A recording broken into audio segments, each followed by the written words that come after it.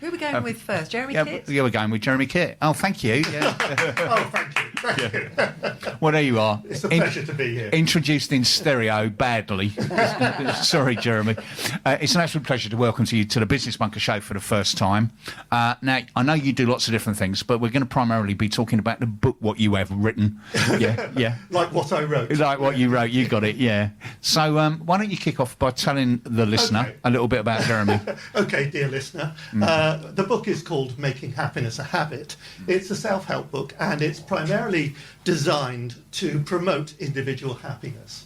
Right. What it's not a lot of philosophical ramblings or musings. It's actual practical advice on things that you can do to make yourself happy. The way that I look at it, in a way, we're all here for a relatively short time. You know, we've got maybe 70, 80 years on this planet. I heard someone once say, we were like a tourist on this planet. So I think it's incumbent upon all of us to make our lives and the people around us as happy and as pleasant as possible. Yes, see? Are you listening? Make my life happy. So what I did was, my background is just a little bit about myself, is I actually run a web design business, but what my background is, I've got a degree in psychology, so for some years I've always been interested in psychology, sociology, social anthropology, and the reason I wrote this book, about 3 years ago, my son Lewis was about to go to university, and we sat down, I thought I should give him some sage advice, like a good father. The old dad computer talk. science. Right. Computer science. The old dad talk coming out there, yeah. And I thought, well, I knew he wasn't going to listen. Yeah, exactly. Yeah, whatever. So we sat down and we had this chat, and we thought, well, what's important in life? Yeah. And we decided, well, actually, what's really important is to try and be happy. And so, I thought, well, yeah, that is true, but how do you actually do it? And so for the next 3 years, on and off, I just sort of read around the subject, read lots of self-help books, lots of books on psychology, etc., and thought, well, okay. And one of the things I noticed when you start to read about happiness is that it's full of paradoxes. In fact, the very definition happiness is a paradox. It means two separate things at the same time. On the one hand, happiness is a state of mind, and on the other hand, it's an emotional state. What do I mean by that? Well, happiness as an emotional state. Say, for example, you've just scored the winning goal against Germany in the World Cup final. How do you feel? How did you know that? Ecstatic. How did he know? Yeah, how this did is he an know? example. So that's happiness as an emotional state. But on the other hand, we use the same word happiness. If I said, I've just talked to my financial consultant, and he's given me a plan. I now know that my family's financial future is secured. How do I feel happy? Don't feel ecstatic. I feel contentment. I feel well-being. I feel that sense of one is almost sort of relaxed and passive, long-term. The same word, happiness, means ecstatic, means fleeting, and means something that's happening almost instantaneously. And we use the same word for both.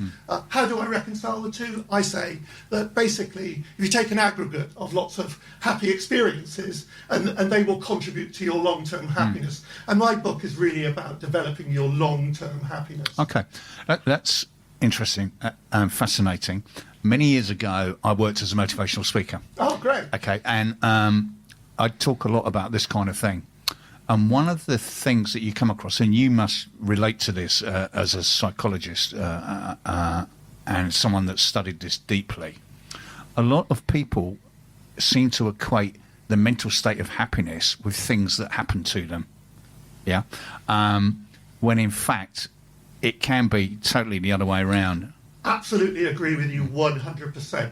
I think we are largely responsible for our own happiness. And lots of people say, don't they, that things happen in life that I can't control, therefore I can't control my happiness. Now, there was some interesting research that was done back in 1978, published in the Journal of Personality and Social Psychology. And what they did was they measured people's happiness before and after life-changing events.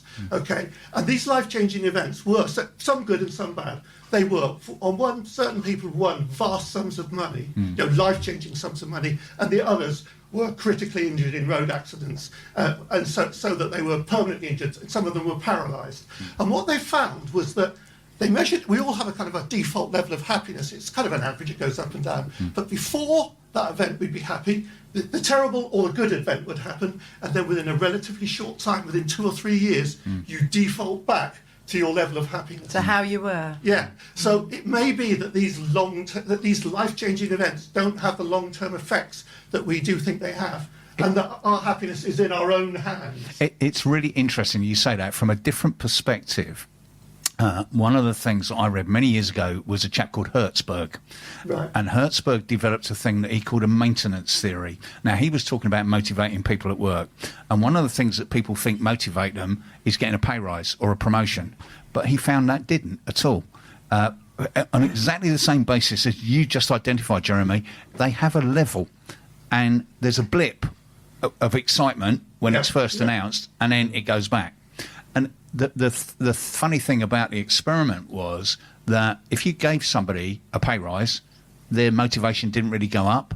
But if you came to them and went, "Oh, I'm really sorry, you were the wrong person," and took it away again, they got incredibly demotivated by it. So it was kind of what their default set was anyway. Exactly. Well, there's some interesting work done on happiness at work. The University of Warwick, about I think it was 2014, published some results of some research that they'd done. And what they basically did was said, if we make people happy, how will that affect their output in terms of the quality and the consistency and the amount of work that they produce? So what they did is they took two groups, an experimental group and a control group, and they said, and one of them they gave them a set of standardized tasks to do.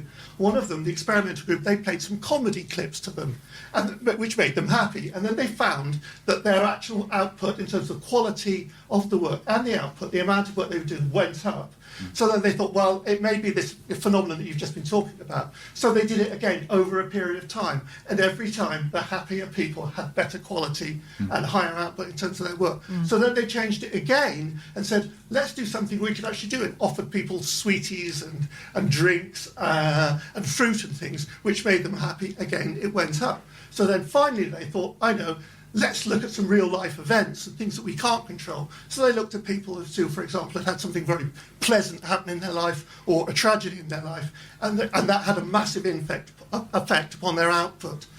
So what I think is important, really, is that it is worth investing in the happiness of your people as a business, not just because you will get better and higher quality in terms of the output, but also the more the people feel involved, is then not for people to be excited about their work. It's not just about how much they're paid.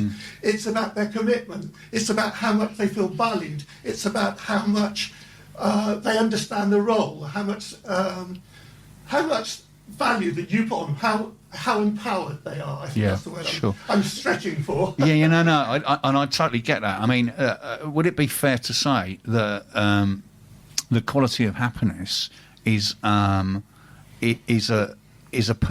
personality attribute? It's how you choose to think about things.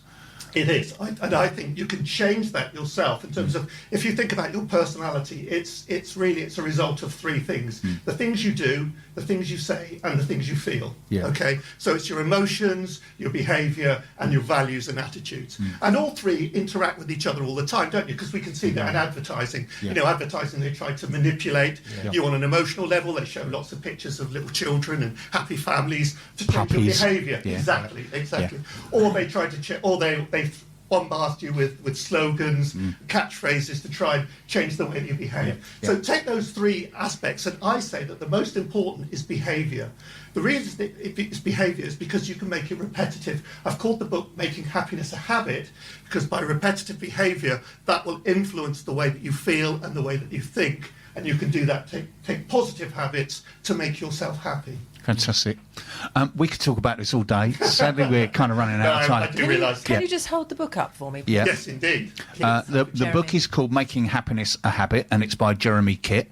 And Jeremy, where can people get a copy of the book? Okay, the book is exclusively available on Amazon. Right. You can buy it as a paperback, or you can buy it as a Kindle. I've made the price of the book £10.01, and the reason I've done that is because Amazon charge you $2.99 postage and package, but anything over £10 is free. So it was $9.99. I thought, hang on a minute, people are paying too much for this. Let's make it £10.01. You get free postage and packaging. I like it. I like your thinking. You're making me happy. I heard that you were happy when you walked in. I thought, that's what I want to hear.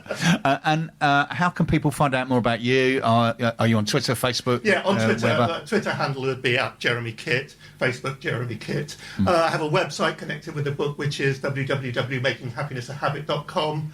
And they can telephone me on 01843 28 0029. If Fantastic. they want a hot date. Yeah. If they want to be really happy. Jeremy, thank you so much for that. Pleasure. A fantastic and really interesting topic. Making Happiness a Habit by Jeremy Kitt. Go and get it on Amazon.